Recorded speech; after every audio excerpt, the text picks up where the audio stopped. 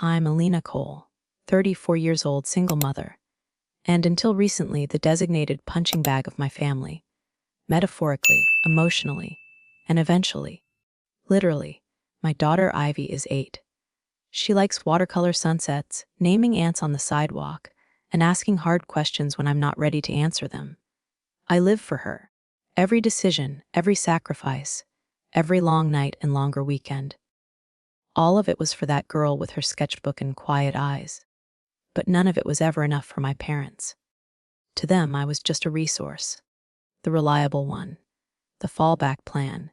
The daughter who didn't complain loudly enough to matter. I still remember the day I realized that love, in my family, had terms and conditions. It was a Thursday, mid-September. I was slicing carrots for Ivy's soup. She had a cold, nothing serious, when my phone buzzed with a message from my mother. Your sister needs help again. Rent's overdue. Don't make this hard. You know what family means. My stomach turned before I even read it twice. Family, in my mother's dictionary, was a word you threw at someone when you wanted something you hadn't earned. And my younger sister, Jasmine, had made a career out of collecting bailouts with a perfectly rehearsed pout. This wasn't new. I'd helped Jasmine through community college twice, covered her speeding tickets 4 times, even paid for a dental implant she never finished the appointments for. My parents called it support. I called it a one-way transaction with guilt stapled on top. This time, I didn't respond. I couldn't. Ivy had just had her first cavity filled the week before. Between the dental bill, groceries, and utilities, I barely had $200 left in my checking account. Rent was due in 6 days. I couldn't afford to subsidize Jasmine's irresponsibility again. I thought silence would end the conversation. I was wrong. At 7:12 p.m., I heard pounding on my front door. Not knocking, pounding. The kind that rattles the frame and makes the dog next door start barking. I peeked through the peephole. My parents. My mother with her purse slung like a weapon. My father, arms crossed, mouth already twisted into the permanent sneer he reserved for my attitude. I opened the door just a crack. Why aren't you answering your phone? Mom barked. No greeting. I told you last time. I can't help with Jasmine's rent anymore, I said. Ivy needed dental work. My father scoffed. So your kid's teeth are more important than your sister's roof? I stared at him. Yes. She's my daughter. Jasmine is a grown adult. That's your problem? Elena, Mom hissed. You think you're better than the rest of us just because you've got a job and a thermostat that works. I blinked. I'm trying to survive. That's not arrogance. You think we're asking? Dad snapped. Then he stepped forward and shoved the door open with one hand. I stumbled back. Ivy peeked around the corner, wide-eyed. And just like that, it wasn't a visit anymore. It was an invasion. They pushed past me like they lived there. My mother threw her purse on the couch. My father grabbed a beer from the fridge without asking. It felt like I had disappeared in my own home. Then the yelling started. Jasmine's current. Jasmine's emotional needs. Every word a reminder that I was the wrong daughter. The cold one. The selfish one. The one who didn't understand. What family does? I don't remember the exact moment it turned violent. Maybe it was when I said the words, "She's not my responsibility." That was when Mom's palm cracked against my cheek, hard enough to sting. That was when Dad grabbed my wrist and slammed it against the bookshelf. That was when Ivy screamed. Mom. I saw her, standing barefoot in her pajamas, her face crumpling in fear. And something inside me broke so violently it went silent. Not panic, not shock, just stillness, like a glass of water that's been knocked over, but hasn't spilled yet. I don't remember getting up. I don't remember telling them to leave. I only remember standing there, blood running down my forehead, while Ivy clung to my leg whispering, "Please make them go." I told them to leave. They didn't. Dad sat on the couch like a king. Mom crossed her arms and said, "We'll go when you wire Jasmine the money." I locked Ivy and myself in the bedroom that night. I pressed a chair under the doorknob. My daughter curled up next to me and said, "Why do Grandma and Grandpa hate you?" I didn't answer. But I knew something now, something that had always been there, just beneath the surface of every ask, every guilt trip, every unspoken threat. They didn't love me. Not really. They loved what I could do for them. That night, something changed. And the next morning, I didn't make breakfast. I made a plan. I dropped Ivy off at school with sunglasses covering the purpling bruise beneath my eye. She didn't ask why I was wearing them. She just looked at me for a moment too long, then hugged me harder than usual. When I knelt to zip her backpack, she kissed my forehead, gently, like she was trying to reverse the damage. I waited until she was inside before pulling away. I didn't go to work. I didn't go home. I drove across town to the courthouse. I had never stepped foot inside before, not even for jury duty. But that morning, I marched in like I belonged there. I had photos of the bruises, a fresh medical report from urgent care. I told the woman at the intake desk, "I want to file for a restraining order." She didn't flinch. She just nodded. "Who do you need protection from?" "My parents," I said. "They beat me, in front of my daughter, because I wouldn't pay my sister's rent." She didn't look shocked. Not even a little. "You're not the first," she said quietly. By noon, the paperwork was filed. I had a temporary order in hand. They wouldn't be allowed near me or Ivy. Not without consequences. The officer who reviewed my case said, "You're doing the right thing." I nodded, but my heart felt like it had cracked in half. The truth is, filing that paper didn't feel brave. It felt final. Like I'd crossed a river with no bridge behind me. Like I'd finally admitted, out loud, that the people who raised me had become strangers. But I wasn't done. I wasn't going to let this be another apology that never came. I wasn't going to let Ivy grow up thinking silence was strength. I was going to end this. Not with violence, not with cruelty, with control. And I knew exactly where to begin. 2 years ago, I started putting away small amounts of money from every paycheck, every freelance gig, every holiday bonus, not for a vacation, not for emergencies, for escape. What my parents didn't know, what nobody knew, was that I'd used that money to quietly invest in properties through a silent LLC. One of them, the house my parents were renting, my childhood home, it had gone into foreclosure during the pandemic. They'd been renting it month to month ever since, from a faceless landlord they never bothered to ask about. That landlord was me. I pulled up the contact info for the property manager. "Have they paid rent this month?" I asked. There was a pause. "They're 3 months behind," she said. We were about to send them a notice. "Don't," I said. "Let me." That night, I got 2 texts. "Dad, you've embarrassed this family." "Mom, your daughter needs to learn who the real villain is." I didn't respond. They didn't know a certified letter was already on the way. A 30-day eviction notice. Signed by me. They didn't know that Jasmine, their golden child, had ghosted me weeks ago when I asked her to talk about what happened. She never replied. Not once. But fate was fast, because 3 days later, I ran into her in the grocery store. I was picking up almond milk. She was tossing $100 hair products into a cart without looking at the price tags. She saw me and smirked. "You still playing the victim?" she asked, chewing her gum like it was a performance. I didn't flinch. "No, I'm just done playing the provider." She rolled her eyes. "You're bitter." I smiled. "Not bitter." "Done?" She blinked. "What's that supposed to mean?" "You'll find out." I walked away without looking back. Because some people don't understand gravity until the floor disappears. 30 days. That's how long they had. I didn't check in. I didn't call. I didn't second-guess myself. And for the first time in years, I didn't feel like I was failing anyone. I was protecting my daughter. I was protecting myself. I was finally acting like the kind of mother I wanted Ivy to remember.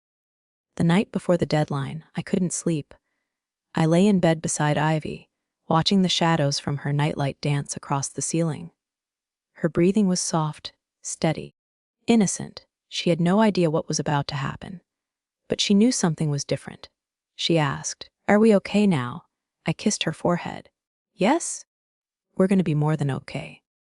The next morning, I didn't wear black like I imagined I might. I wore blue, soft, strong, sky-colored. And I let Ivy come with me. She wanted to. She insisted. "I want to see what it looks like when people get what they deserve." It startled me. Not the words, but how calmly she said them. Like a quiet storm finally finding its voice. We parked across the street from my childhood home. It looked smaller than I remembered. The yard was cluttered. Broken furniture. Overstuffed trash bags, a sagging patio swing my mother used to polish every weekend now rusting at the base. My father was pacing the driveway, barking into his phone. My mother stood near the door, arms folded, glaring at the eviction notice taped to the window. Jasmine? Nowhere in sight. Of course not. She was probably at some rooftop brunch in another city, sipping someone else's money through a straw. I stepped out of the car. Ivy slipped her hand into mine. Her backpack bounced lightly against her shoulder. I could see the edge of her sketchbook sticking out. She never went anywhere without it. They saw me walking up and froze. My mother was the first to speak. She snapped, dragging a battered suitcase behind her. "You can't be serious. You're throwing us out like garbage." I didn't stop walking. "I was garbage to you the night you hit me in front of my daughter." My father stepped forward, fists clenched. "You think money makes you powerful?" "No," I said. "But truth does. And you've never been able to face it." He reached toward me. Not fast. Not violently. But enough to test me. "Touch me," I said calmly, "and the cops will get here before your next life finishes leaving your mouth." He stopped. The silence that followed was heavier than any scream. And then Ivy, my brave little girl, stepped forward. She looked straight at my parents and said, "You lied about love." My mother's lip trembled, but she didn't apologize. She never did. "You'll regret this," she hissed. "No," I said. "I regretted letting you stay this long." They stood there, two people who had spent a lifetime taking. And for the first time, they had nothing left to take. I turned to Ivy. "Let's go." And we walked away, not with victory, not with revenge, but with peace.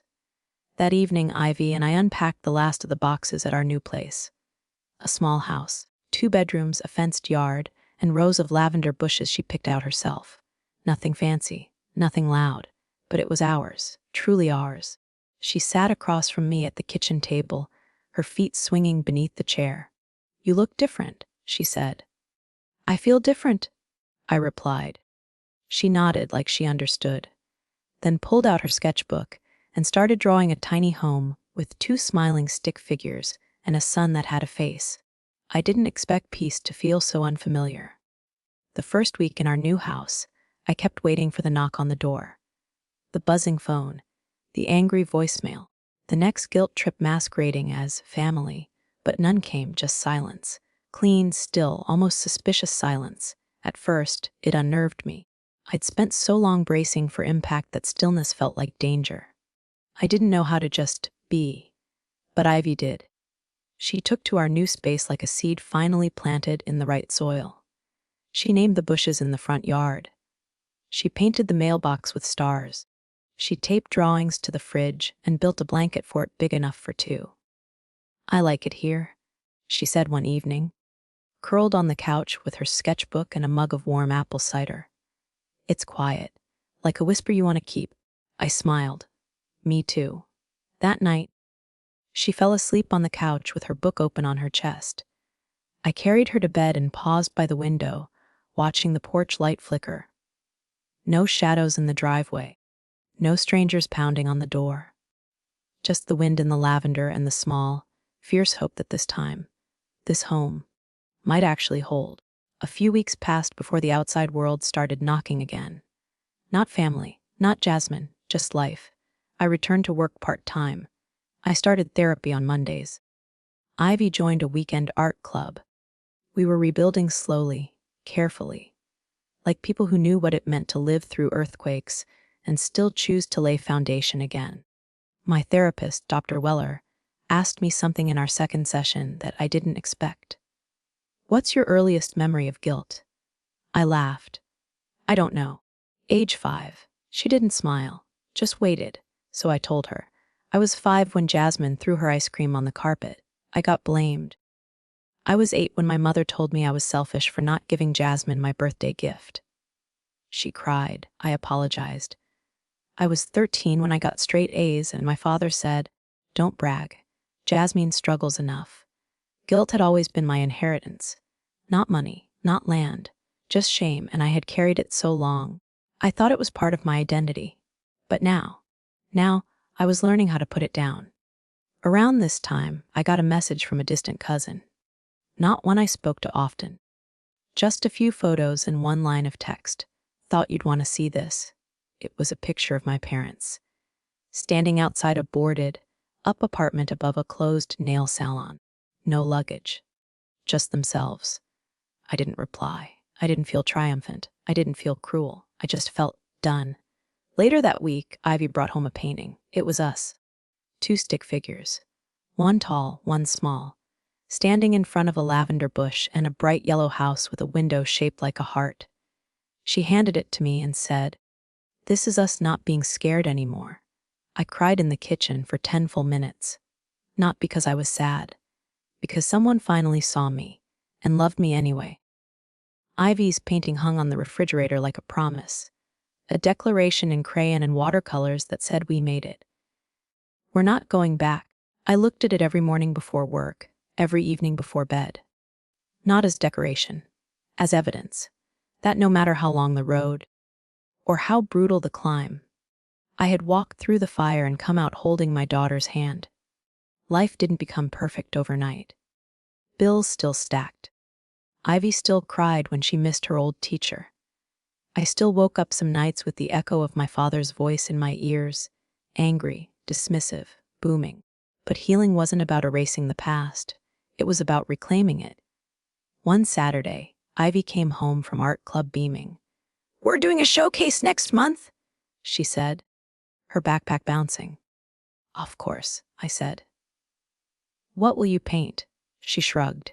"Maybe our old house, and this one, side by side." "Why both?" She looked up at me with those serious eyes that always felt older than 8. "Because the old one shows where we started.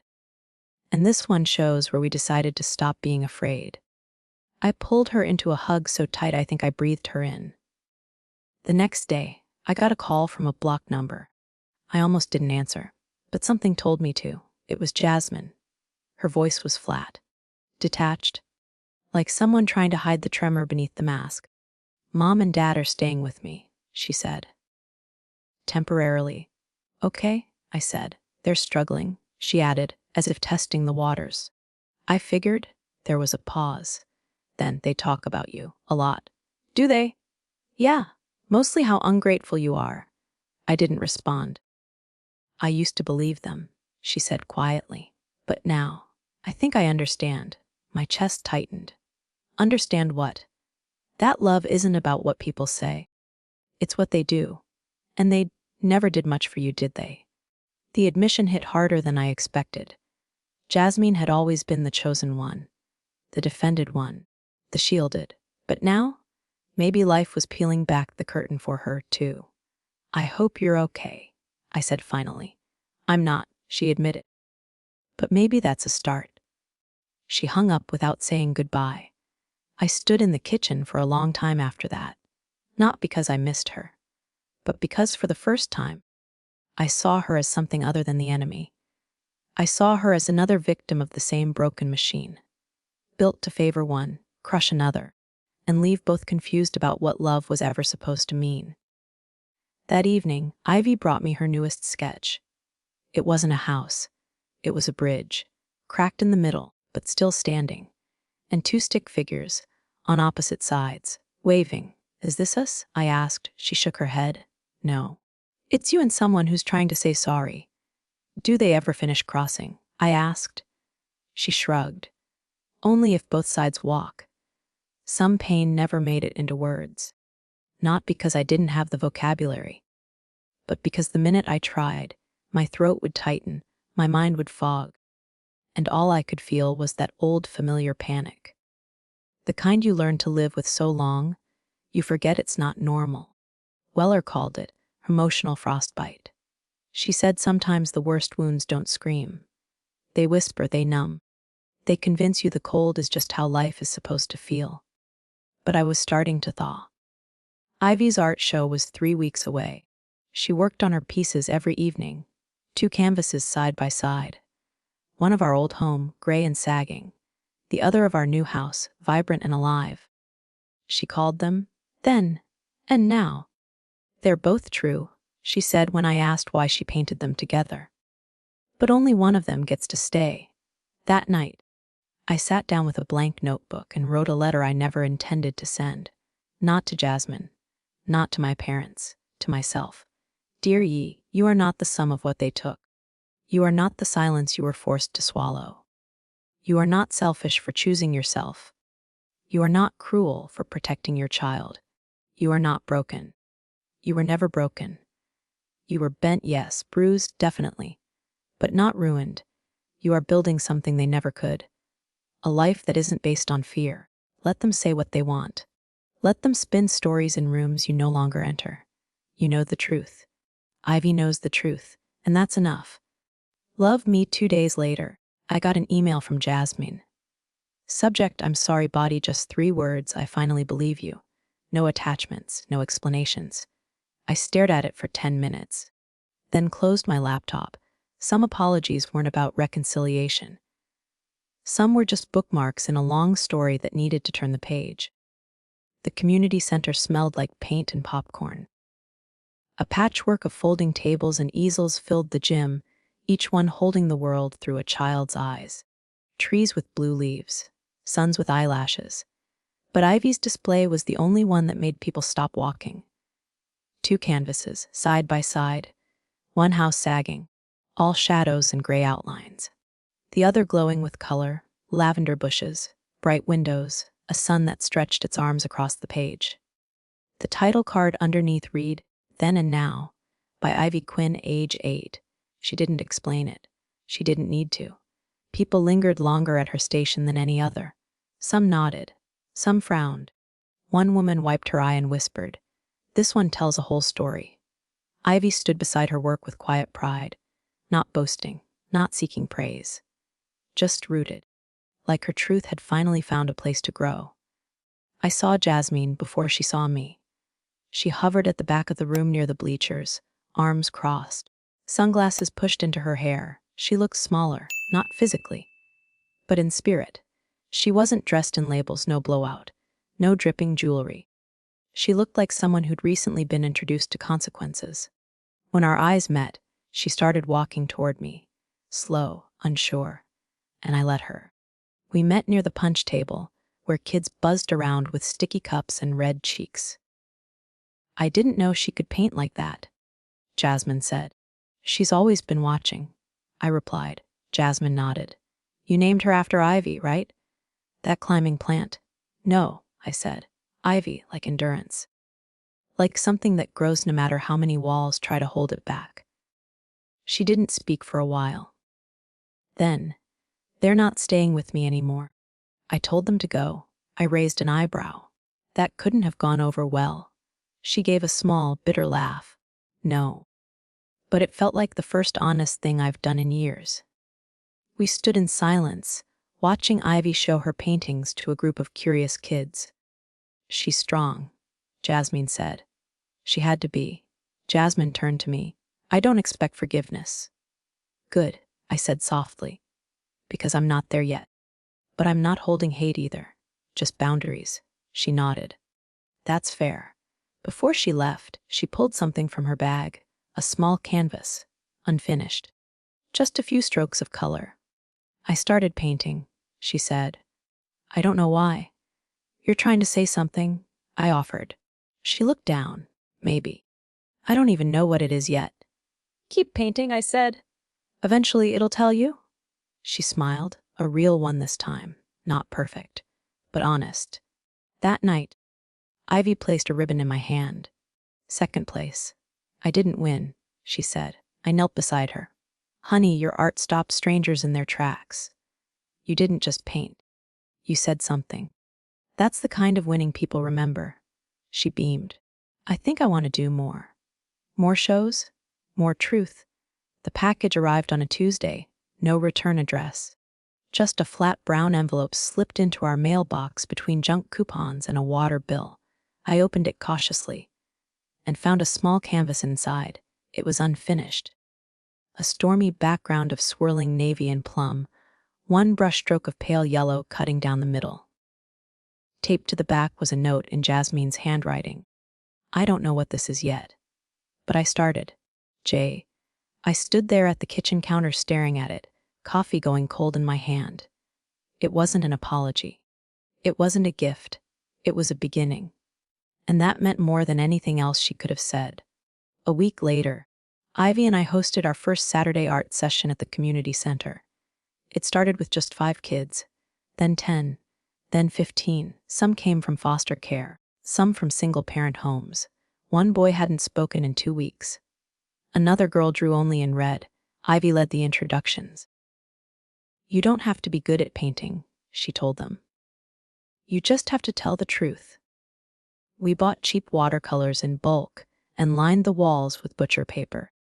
One boy painted a house with no doors. Another girl drew herself with wings, flying above a bed full of yelling parents. They didn't always explain their work, and we didn't ask. But every week they showed up, and so did we. Jasmine surprised me one afternoon by volunteering. I'd just finished helping a 6-year-old clean glitter off his eyebrows when I turned around and found her at the door, holding a bag of brushes and paper towels. You serious? I asked. I don't know, she said. But I'm here. The kids didn't know who she was. She just became Miss Jazz, the quiet woman who helped mix colors and offered suggestions like, what if your storm had a sun behind it? And slowly I watched her thaw too. No big speeches, no confessions, just a new kind of presence. One evening, as we closed up the art room, Jasmine lingered behind while Ivy sorted supplies. She tapped her fingers against the dry sink and said, I always thought I was the main character. Like the one life would rescue. You were, I said. In someone else's story, she nodded. But in yours, I shrugged. In mine, I was just trying to survive. Jasmine looked at me, not with pity, not with guilt. Just something close to understanding. I wish I'd known, she said. You weren't supposed to, I replied. It wasn't your pain. But now you get to choose what to do with what you see. She gave a slow, honest smile. I want to build something, not just take. Then keep painting, I said. That night, Ivy handed me one of her latest pieces. It showed a woman with roots instead of legs. She doesn't run anymore, Ivy explained. She grows. I looked at my daughter and felt something deep and quiet settle in my bones. The knowledge that she wasn't just healing, she was learning how to help others do it too. The letter came in a white envelope with gold foiled edges. Real stationery, real gallery. Ivy had been selected for a youth artist showcase at the Riverbend Gallery, one of the most respected art spaces in the county, the youngest selected artist in their 10-year history. She read the letter out loud, her voice shaking with disbelief. I don't get it, she whispered. I'm just a kid. You're a kid who told the truth through paint, I said. And people saw it. She didn't jump or squeal. She just smiled. That quiet, steady kind of pride that only grows when you've had to fight to be seen. The showcase was set for spring. We spent the next month preparing. New canvases, better brushes, a trip to the thrift store for a slightly 2 big blazer she insisted on wearing, because it makes me look like someone who knows what she's doing. Jasmine helped hang lights at the community center to practice the gallery setup. She'd taken to painting quietly on the weekends, filling small notebooks with swirls and half, faces, unfinished emotions finally taking shape. Her presence had become background music in our lives. No longer loud, no longer sharp. Just soft, honest accompaniment. She wasn't trying to be forgiven. She was just there. Then came the knock. It was a Friday night. Ivy had fallen asleep on the couch. I was halfway through sorting donation receipts for the art program when I heard it. 3 hard knocks on the door. I froze. The sound was unmistakable. A memory wrapped in wood and echo. I opened the door slowly, and there they were, my parents. They looked smaller than I remembered. Mom's hair was thinner, pulled into a flat bun. Dad leaned heavily on a cane that didn't look medical, just makeshift. Both were dressed like they'd come straight from a waiting room that never called their names. "E." My mother breathed, voice soft and scratchy. I didn't say a word. Dad cleared his throat. "We heard about Ivy's gallery. We thought we should come." I crossed my arms. "You didn't think that the day you screamed in front of her, or the day you slammed my head against a wall because I chose a dentist bill over your golden child's rent." Silence. Then Mom looked down. "We made mistakes," she said. "We were scared." "No," I said. "You were entitled. There's a difference." Dad's voice dropped. "We just want a chance to see her. We've missed so much." I felt the familiar pull of guilt try to claw its way back into my throat. But I didn't let it win. "Ivy," I called gently, knowing she wasn't really asleep. She sat up, rubbing her eyes, blinking when she saw who stood at the door. Her face didn't twist in fear, or confusion, or even curiosity. Just calm. "Do you want to see them?" I asked her directly. She shook her head. "No, I already did." That was enough. My mother stepped forward. "We just want to say how proud." "No," Ivy interrupted, her voice steady. "You don't get to say that. You didn't believe in her. You hurt her." My parents looked stunned. Ivy walked over and slipped her hand into mine. "This house is ours," she said. "Not yours." I closed the door. Not out of anger. Not out of spite. But because healing sometimes sounds like no. And that no echoed louder than every scream they had ever used to silence me. The gallery smelled faintly of varnish and old wood. The kind of place where silence felt like respect instead of awkwardness. Ivy stood beside her 3 selected paintings, nervously adjusting the sleeves of her 2 big blazer. Her sneakers peeked out under pressed slacks, a blend of little girl and emerging force. The curator had placed her collection in the center of the main hall, right where the light poured in best. One piece was titled, "What I Saw." The second, "What I Felt." And the third, "What I Became." They weren't just paintings, they were testimonies. And people stopped, stared, whispered, some cried. I stood at the back near the drinks table, watching it all happen from a distance. Ivy didn't need me to hover. She wasn't shrinking tonight. She was shining. Jasmine arrived halfway through. She wore a second-hand dress and no makeup, but she had never looked more like herself. She gave me a knowing nod before walking up to Ivy with a proud half-smile and offering a quiet hive. They'd found their own language. An older man with silver hair and wire-framed glasses approached me. "You're the mother," he said, not as a question. I nodded. "Your daughter paints with more truth than most adults ever learned to face." I swallowed hard. "She's been through a lot," I said. He studied me for a moment. "So have you." Then he handed me a card. "I run a regional artist fund for underrepresented voices. If she's interested, we'd like to sponsor her next project." I took the card with trembling hands. "Thank you." "No," he said. "Thank her." By the end of the night, Ivy had a small crowd of admirers, fellow young artists, teachers, even a local news reporter asking for a quote. When the last guest left and the lights dimmed, I found her sitting cross-legged in the middle of the floor, blazer folded neatly beside her. "Was it what you imagined?" I asked. She looked up at me. "Nope." I braced myself. "It was better," she whispered. We walked to the car in silence. Halfway home, Ivy turned from the passenger seat and asked, "Do you still feel angry?" I thought about it. Then I answered honestly, "No, not anymore." She smiled. "Me neither." It had been almost a year. A year since the knock on the door. A year since the eviction notice. A year since I stopped explaining myself to people who were never really listening. Our house looked different now.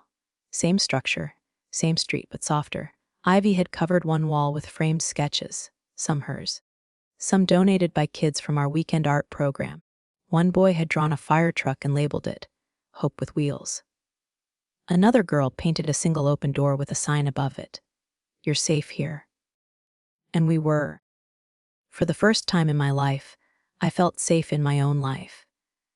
One Sunday morning, while Ivy was sleeping in and the lavender bushes out front were starting to bloom again, I pulled out my old notebook, the one with receipts and plans and numbers. But this time, I flipped to a blank page, and I wrote, Dear me, the version of you who let them scream. The version who cleaned her own blood off the floor before anyone else saw it. The one who covered bruises with sunglasses and called them stress. The you who let guilt sound like loyalty and silence feel like peace. This is for her. You were never weak. You were exhausted. You weren't cold. You were frozen. And you thawed slowly. Painfully. But you melted the lies they wrapped you in. You peeled off the shame like old wallpaper and made room for truth. You built a home where love doesn't demand proof. You raised a daughter who paints her pain into power. You turned survival into story. And story into strength. They don't get to define you anymore. They never did, you do. With love, not apology, I folded the letter and tucked it into an envelope I would never seal. It wasn't meant to be sent. It was meant to be witnessed. Later that evening, Ivy padded into the kitchen in her fuzzy socks and oversized t-shirt. Are you okay? She asked, blinking sleepily. Yeah, I said, smiling softly. I was just writing something. About what? About who I used to be, and who I'm finally becoming. She reached for a mug. Do you still feel sad sometimes? Yeah, I said honestly. But it doesn't own me anymore. Ivy nodded. Me too. We sipped tea together in silence. Two artists, two survivors, two people quietly rebuilding a life. No more bruises. No more begging. Just roots and wings. Spring came quietly. No dramatic announcements. No overnight transformations. Just one morning, Ivy opened the front door and said, They're blooming. I stepped outside beside her. The lavender bushes we planted the year before were alive again. Taller, thicker, brighter, like they'd been waiting for us to be ready. The air smelled of warmth and something new, something earned. We spent that day in the garden, pulling weeds, planting seeds, repainting the fence in a shade Ivy called Hope Gray. Jasmine stopped by with a tray of lemon scones and a smile that reached her eyes now. She still painted, still showed up on weekends to help the kids, still kept her apologies quiet and her healing loud. There was no reunion with my parents, no sudden forgiveness, just distance and peace. That night, Ivy sat cross-legged in the backyard with her sketchbook, the twilight casting long shadows over her lap. She looked up and asked, Do you think everything happens for a reason? I thought for a long moment before answering. I think pain teaches us to ask better questions, and maybe the answers come from who we become after. She nodded. I liked that. Before bed, I placed a new frame on our living room shelf. Inside it was one of Ivy's recent drawings, a lavender bush wrapped gently around a brick house. Two stick figures in front, one tall, one small, both smiling. Beneath it, in her careful handwriting, What grew here? If you're still listening, wherever you are, however your story started, I want you to know this. You are allowed to say no. You are allowed to walk away. You are allowed to begin again, even if your voice shakes. Especially if your voice shakes. They may have underestimated you. They may have written your ending for you. But you are the author now. So write a better one. This is Telling Story with Me, where pain finds purpose and silence becomes strength. If this story touched you, please like the video, share your story in the comments, and subscribe for more real, raw, and powerful journeys. You never know who needs to hear your truth next. And if you're out there right now, trying to rebuild from the ruins, just remember, lavender always blooms again, even after the frost, Even after the fire, you will too.